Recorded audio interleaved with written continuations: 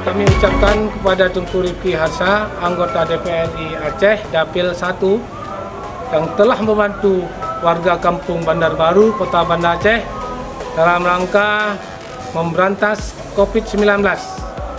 Semoga bisa memutus mata rantai penyebaran COVID-19.